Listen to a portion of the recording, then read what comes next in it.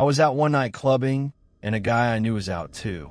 I was a student at the time and lived in the student dormitories and knew him as he had been a caretaker of mine. His name was Harry. He was pretty laid back. He kind of didn't smile much and always wore a lackluster expression most of the time. Kind of like he was bored and didn't want to be there, but friendly enough. We liked the same music, gigs, and video games, so that's why we chatted to each other. He had long hair and a lip piercing. I'd regularly see him cleaning and pottering around, and that's when we would chat. Anyway, I was out at the club and saw him. He bought me a few drinks and said I could come round to his for a nightcap. There would be women there, and we could all eat, drink, and play video games. I never really saw him with any women, but I thought, hey, why not? I might meet some nice ladies, and he seemed pretty cool. I left the club with him, and we got a taxi back together. Things seemed fine. He let me into his apartment. I noticed there were no women there, and a disgusting smell had hit me as soon as the door opened. I asked him where the women were, and he told me they were his flatmates. He told me they had gone out for the night, but would be back soon. He told me they were crazy when they got drunk with a glint in his eye. The flat had smelt really bad, but if I'm being honest, I was a kissless virgin and was so desperate for female company, so I held on and stayed there. He told me we could watch a film whilst we waited. Again, the smell was super offensive.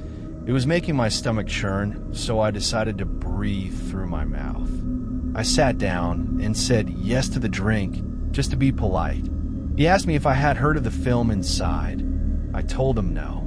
He told me it was a film about a man that cuts bodies open. I didn't think much of it and sat down and watched it with him. The glint in his eye had returned, and he started to get excited.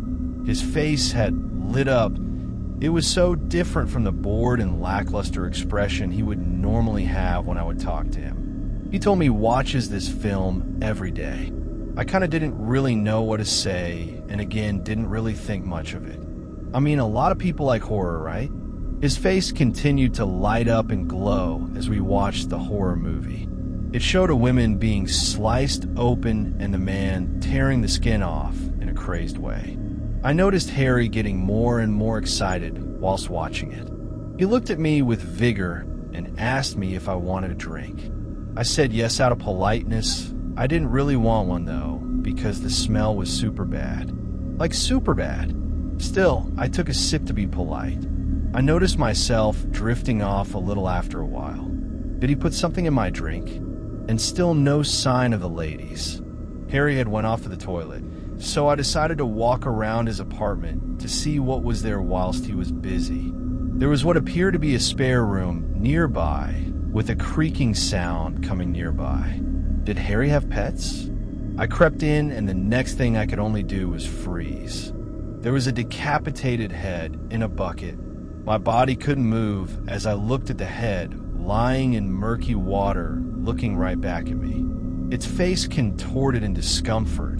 As he stared at me, I could feel my heart jumping and galloping all the way up to my mouth. I've tried to block it from my memory since, but I can still see the head in the bucket.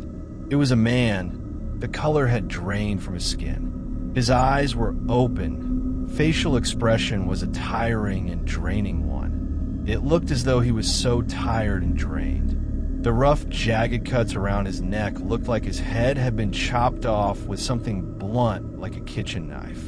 It made me sweat. I wonder what I had done to deserve this. I felt faint. In the next moment, I could feel my hands being held behind me. Harry had turned me around and said he wanted to watch me die because he thought I was gorgeous. The expression on his face was very dark. He looked serious and angry. His blue eyes had turned black, and he's staring right at me in a serious kind of way. I didn't know what I had done to deserve this. If there's a God out there, I wanted him to save me. He handcuffed me and then dragged me to his sofa and put another video on whilst pinning me down. I couldn't move. He overpowered me. He then held me down and told me to watch the video. I just couldn't believe it would end like this for me. Maybe if I watch the video, he'll let me go for being so good. I am so young. It was a video of that guy in the spare room with his head in the bucket. Harry has the guy's hands handcuffed and gets a rough kitchen knife, and with some struggle cuts his head off. The guy seems so exhausted. I wonder what Harry had did to him for him to look so tired. It was weird because his face is one of discomfort and pain even when he's halfway through cutting it off and the blood is spilling out. His head eventually rolls off like a ball onto the floor.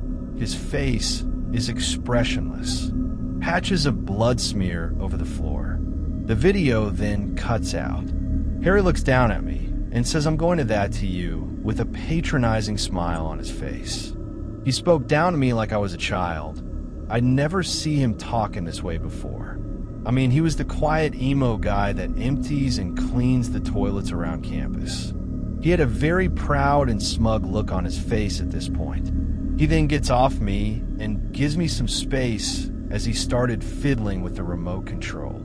In these moments, something inside me tells me this could be an exit.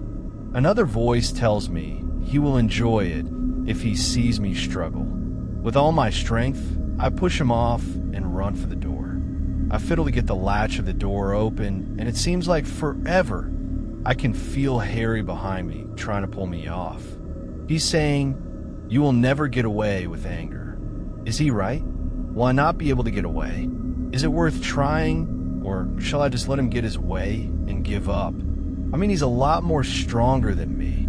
Maybe he's already won. Eventually, I manage to open the door and run for my life. I feel my heart beating in my chest. I cannot believe I've escaped. Maybe God does exist. I ran and ran and ran, more than I ever have in my life. I ran and ran as far away from Harry as I could. In the end, I stopped in an old, disused factory. I waited a few moments for my mind to clear, and I grabbed my phone to call the police, but I saw a text on my phone. It said, "If you tell anyone about this, I will kill your mother and father." I paused. Was it worth running away? He's threatening to kill my parents. How does he know who they are? He's mad and fearless, so maybe he will find out where they live. I knew he was serious. I knew he would. It's been a few days since this happened, but I haven't called the police yet. I can see the vivid man's head in the bucket everywhere I go. I did not know what to do. He was at my bedside last night telling me to call the police. His face drained, with patches of skin missing, the jagged cuts from his neck showing his organs spilling out. I did not know what to do.